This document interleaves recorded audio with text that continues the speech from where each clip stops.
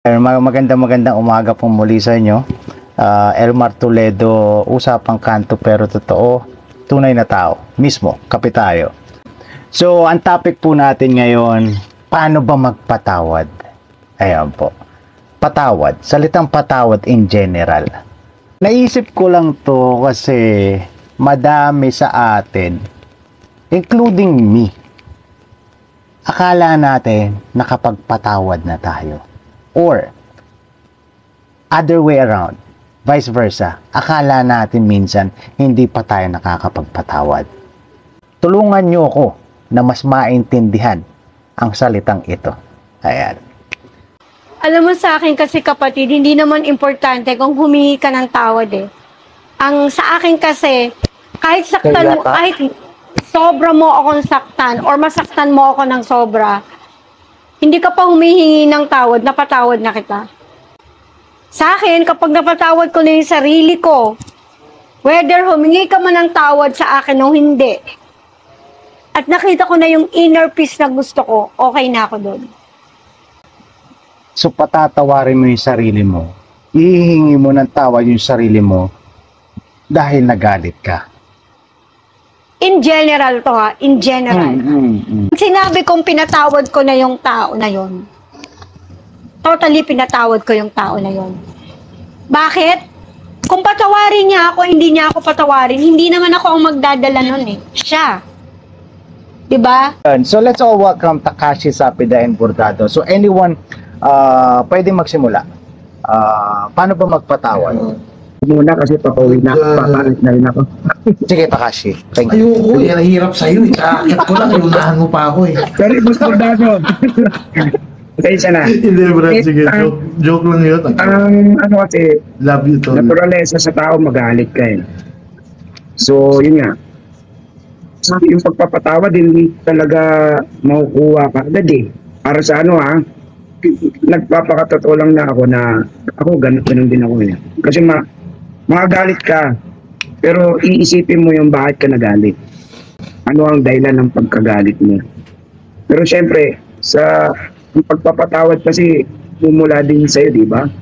So iisipin mo kung paano mo siya mapapatawad. Kung hindi naman ganun kabigat, kahit nga mabigat eh, kahit kailangan natin patawarin kasi sino ba naman tayo nagkakamali din. Pero kailangan ng time para sa pagpapatawad. Hindi right away makukuha mo kaagad yung pagpapatawad eh. Pero meron kang reserve sa sarili mo na papatawarin kita. Pero hindi lang sa ngayon kasi syempre, hinahanap ko yung mga bagay na kailangan kong, syempre ako rin sa sarili ko, nagalit ako sa iyo. Sabi nga, huwag kang magagalit, mahalin mo yung kaaway mo eh. Hahanapin ko yung reason para mahalin kita, para mapatawad kita. Ganda. Yun. Maraming salamat po. Nice. Thank you din Takashi. Bordado. Speaking of pagpapatawad, actually pare, yung pinapatawad naman yung nakagawa sa atin ng mali. Diba? Pero yung nakaalitan natin, yung hindi natin nakasundo, ginawan tayo ng hindi maganda. So ako, mas tatawagin ko yung totoo naman yun eh, sinabi ni Ena eh. Mahirap patawarin ng isang tao kung hindi naman bukal sa loob mo. Diba? So you have to also forgive yourself. But I think the better choice of word for that is for you to accept that it already happened. Nangyari na yun, di ba? Hindi ko inaalis sa inyo na magalit. Ang hinihintay ko sa inyo is matanggap ninyo na nangyari na yon, hindi na mauulit, hindi nyo uulitin. So siguro the right choice of word would be nakapag-move on na kayo. Yung pagpapatawad sa sarili, depende yan doon sa tao, depende yan sa kasalanan na gawa sa'yo. Siguro pare, kung biniro ka lang naman, nasaktan ka, madaling ayusin yun. Di ba? Pero kung pinindeho ka o pinagnakawan ka, ibang usapan din yun. Kasi, ano yan eh, I think everybody is yung nagsasabi ng hindi ako nagtatanim ng galit. Para sa akin, Brad, ito yung opinion ko dun ha. Tao tayo eh, nasasaktan tayo. may emotions tayo. Bibigyan ko kayo ng isang halimbawa. Kasi pag meron kayong hindi nakasundo, wala namang aamin na ako yung dapat humingi ng tawad. Tama ba ako? Mali ako? Tama. Kasi ang tama at mali, pare, nakadepende sa paniwala. Di ba? Eh. Parehas kayong tama eh. So ito ngayon, Oo. kung ikaw naghihintay, Parehas kayong tama naghihintay ka na humingi siya ng tawad sa'yo and vice versa, naghihintay siya na humingi ka ng tawad sa kanya. So how it works now? Para sa akin lang po, para sa akin kapatid, it doesn't matter kung sino ang tama o mali. Kung ang sa akin kasi, bakit ko nasabing it doesn't matter? Ako naman yun eh. Ako yung gusto kong magkaroon ng kapayapaan, hindi yung ibang tao. So hindi na importante sa akin kung ako ba ang tama, kung siya ba ang tama, kasi ang uunahin ko yung sarili kong kapayapaan. Yun yung ini-explain ko kanina na kahit gaano kalaki yung kasalanang nagawa mo sa akin, uunahin ko lang patawarin yung sarili ko para matutunan kitang patawarin. Kasi ililet go ko yung naramdaman ko na pain na galing sa'yo. Dahil ayokong mamuhay doon sa sakit na binigay mo sa akin. Dahil balik-balik na rin man natin, tapos na yun. Makapalo mo ka ako eh. Hindi ako marunong magpatawad, pero ako pa, hindi, totoo. Kasi sa akin, wala naman akong pakala kung magpatawad, kung humingi. Kasi ito sa akin, nagkagawa ka nakatraso sa akin. Sandali lang. Hindi, katulad ng sabi ko kanina, hindi ako marunong, wala akong pakialam sa patawad eh. Pag nagkagawa ka na mali sa akin, kaya kitang kalimutan, hindi kita bibit-bitin. Humingi ka ng tawad sa akin o hindi, wala kang sa akin. Hindi ko sabihin ko sa'yo, sige, humingi ka ng tawad, okay. Pero ang bidong ka na lang, hindi ka na makakalapit sa akin. Makapalang mo ako, salbaya ako. Pero pag ako nagkamali po siya, akala mo asong tupa ako. Akala mo puting ako kung humingi ng sorry. Baliktad. Ayun ang masamang ugali ko. Pero sa akin, katulad yan, sinabi na lang, kailangan mo magpatawad para gumana ng loob. Sa akin kasi iba, hindi ko kasi binibit-bit yan. Hindi ko dinadala sa ulo ko. Putang ina, tinarantado mo na ako, iisipin pa kita. Kaya kitang kalimutan na parang hindi kita kilala. Kung humingi ka ng tawad, okay. Sabihin ko sa'yo, okay. Pero ang gito ka na lang. Lalagyan na kita ng linya. Hindi na tayo magkakaayos talaga katulad ng dati. Kasi kung sa plastic na ako katulad to, mga mapilisan. Ang nanay ko, pinagtripan ng mga adik. 6 yan. Utang na sabihin nyo na sa akin ng pare, patawarin mo yan para magumana. Utang na, paano ko patawarin yan? Hindi ko patawarin yan hanggang mamatay ako, hindi mo papatawad yan. Diba? Ako nagpapakatotoo lang, ayun na sa akin. Yung sa akin, yung peace ko, yung kaligayahan ko, o yung mapayapa sa akin, ay yung makita ko mapaslang din yun, o makulong. Pero yung mapatawad ko sa kanila, mapatawad ko sila, hindi ka payapaan sa akin yun. Pasensya na. Medyo taliwas ng mga sinasabi ko sa karamihan, pero yun ang totoo. Ayun ang nararamdaman ko. Siguro marahil hindi pa sa panahon. Pero hanggang ngayon, hanggang nabubuhay ako, ang kapayapaan ko, ay mamatay lahat yung isa-isa o kaya makulong. Ayun ang kapayapaan ko at hindi ako magpapatawad. Pare sa akin kasi pare, yung pagpapatawad kasi para sa akin, Brad, may karakteristik yan na kailangan sa akin ang pagpapatawad, kailangan nakikita ko effort. Napakadali kasi magsabi ng sorry. Napakadaling magsabi ng sorry. Napakadaling magsabi na pasensya ka na. Napakadaling magsabi ng hindi ko na yan uulitin. Pero kung minsan kasi nilalagyan nyo ng effort. Kung hindi mo nakikita ang pagbabago, walang saysay ang pagpapatawad. Pagbabago ang tinitignan ko, hindi yung salita. Para sa akin kasi, kung gagawa ka ng kasalanan at hihingi ka ng kapatawaran, kailangan nakikita ko at nararamdaman ko na nagsisisi ka. Sino ba naman ako para hindi magpatawad? Tao lang din naman ako. Papasok na naman yung importansya ng patatawarin mo. Tulad nung kay Phil, walang relevance yun. Kaya hindi niya kayang patawarin. Pero isipin mo ang anak, asawa, nanay at tatay. Iba ang level ng importance. Kaya gusto kong pasukin yun.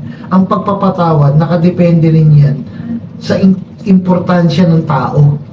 Mahirap makipagplastikan, tama. I mean, meron kasi rin akong pangyayari na kamag-anak din. Usually, kadalasan nga, mas didibdibon mo kasi at mas tatandaan mo. Tulad nga nung sinasabi ni Bordado, magkaalitan tayo dito. At sino ka ba? Sino ba tayo talaga? Di ba? Madaling, alam mo yun, parang pwede mo ipatianod sa tubig eh. Parang ganun. Pero pagka mag-anak mo, tumatatak yan. So, nagkaalitan, nagkabitawan ng hindi magagandang salita, hanggang sa ako na umiwas na hindi ko na siya kinakausap. Pero masasabi ko, na pinatawad ko na siya. Kaya lang, limitahan na natin. Hindi na tayo ganung kung ano tayo dati. Di ba? Not unless makikita ko yung pagbabago sa'yo. Hindi sa again, righteous tayo na bakit ikaw nagbago ka na ba? Nagbago ka na ba? Kasi sabi ko nga kanina, hindi naman nila tatanggapin na sila lang yung nagkamali. Sasabihin nila na kaya sila nagkamali kasi may ginawa ka rin na pagkakamali. Di ba? So sa kanila, dapat humingi ka rin ng tawad sa kanila. Which is para sa akin, that's it. Hindi dahil sa galit pa ako, hindi dahil sa hindi ko pa napapatawad yung sarili ko dahil nagalit ako sa kanya. Napatawad ko na siya, napatawad ko na yung sarili ko, kaya lang ayoko nang magpaulit-ulit pa. Yung lawak po. Eto po opinion ko lang to. Kung parati ko lang titignan yung masamang ginawa mo sa akin, hindi ko rin makikita yung peace na gusto ko eh.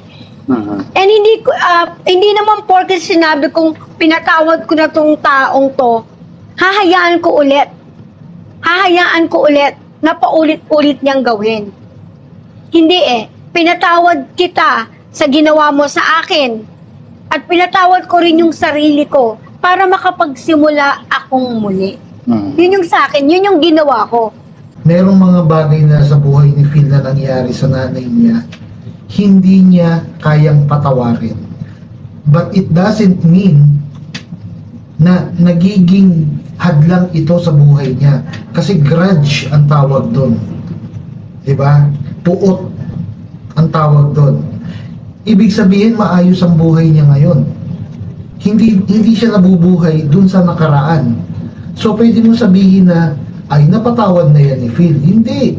Hindi niya napapatawad yung mga tao na yun. Hanggat hindi siya nakakaganti, hanggat hindi niya nakakamtan yung hustisya, yung karapat-dapat nakaparusahan sa mga tao na yun, hindi niya masasabing nakapagpatawad na siya. Dahil hindi niya gugustuhin na bumalik yan sa buhay niya. Pero naka-move on siya. Para sa akin, sa pinag-uusapan pa lang natin ngayon, hindi kailangan sa bawat pagkakataon magpatawad ka. Hindi kailangan sa bawat pagkakataon hingi mo ng tawad yung sarili mo dahil nagalit ka. Ang pinakamasakit na kasalanan, nagagawa yan ng taong pinakamalapit din sa'yo. Totoo yun. Kadalasan. Totoo yun. Yeah. Balik tayo dun sa how close to you yung tao nakagawa ng pagkakamali sa'yo. Kwentuhan ko kayo. Balikan natin yung high school days ko.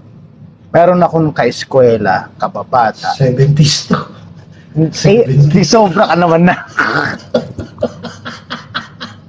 90s. Ito ipopost ko sa Facebook to.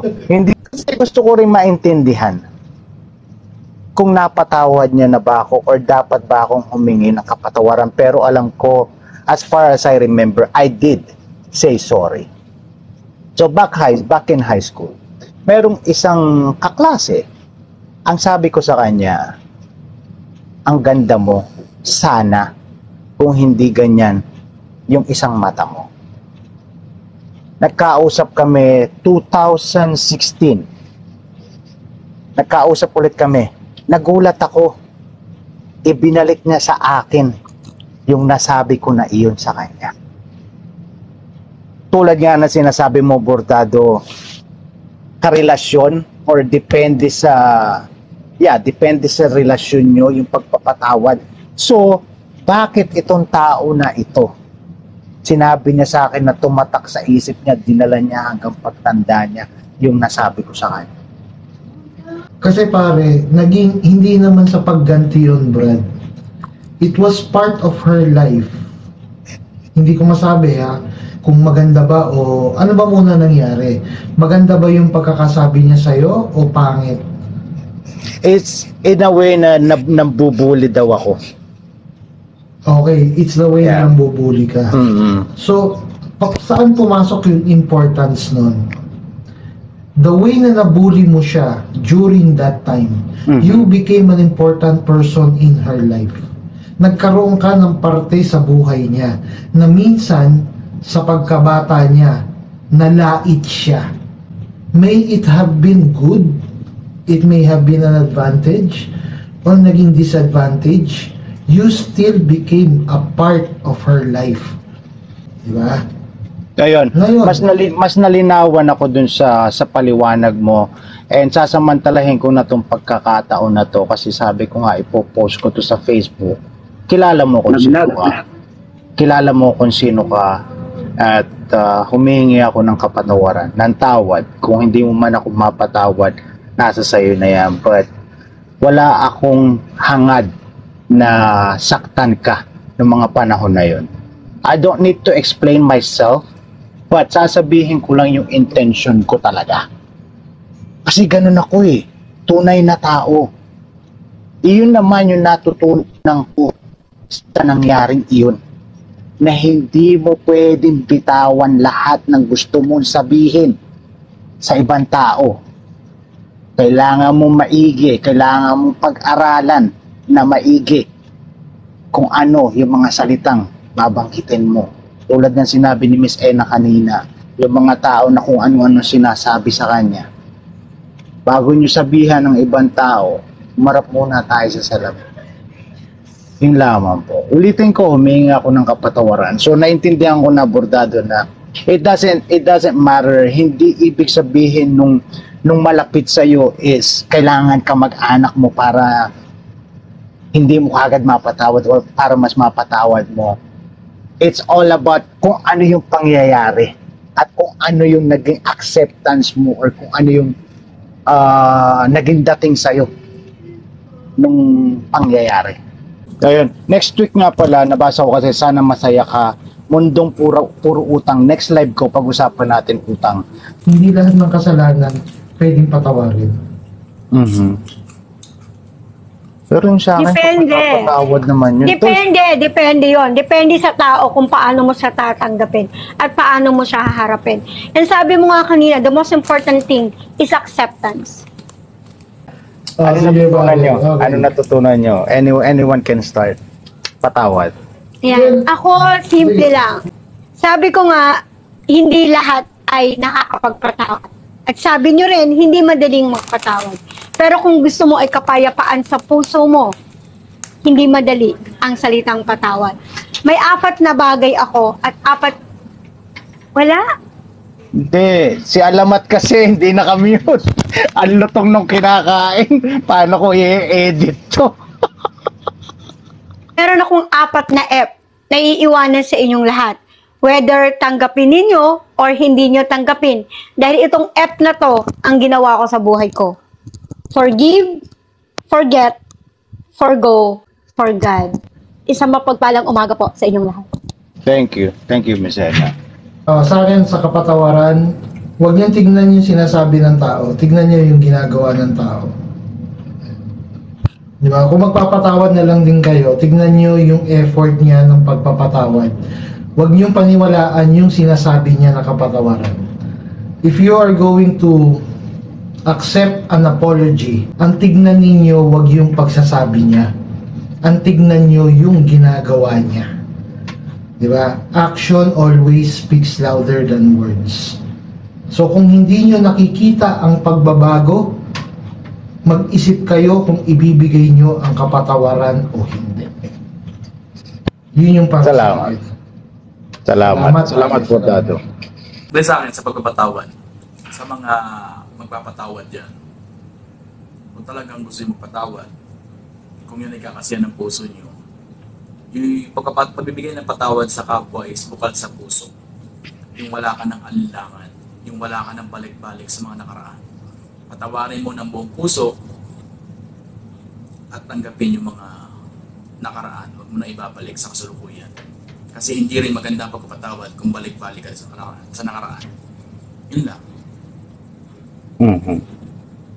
Ayun. Ako, iiwanan ko na lang kayo na nasabi nyo na lahat tol eh. Ang gaganda ng paliwanag nyo kung ano yung natutunan natin. Which is yun din ang natutunan ko. Ang sa akin lang siguro masasabi ko na kung ako magpapatawad, hindi dahil hindi kita kinakausap, hindi pa kita napatawad. Pinapatawad na kita sa pamamaraan na ayaw kitang makausap. Yun lamang po. Maraming salamat. Thank you sa inyo. Thank you sa inyo.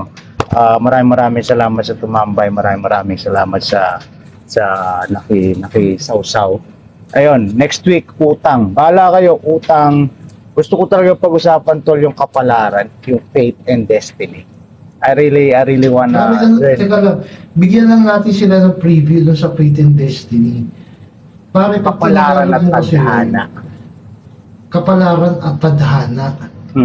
Para mo bang sinasabi na sa bagay, sige, pag-iisipan ko yung mga sasabihin ko dyan. Kapalaran mo, may contribution ka. Di ba?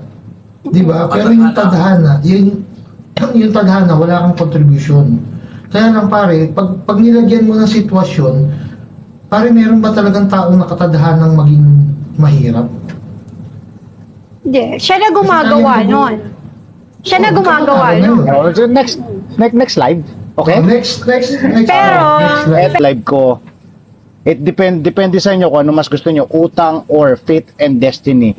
Muli po, Elmar Toledo, tunay na tao, asal-asa, usapang kanto pero totoo. Mismo, isa na namang lesson learned ngayong araw na to. And again, it's not goodbye, it's always see you later guys. Thank you. Salamat. Salamat.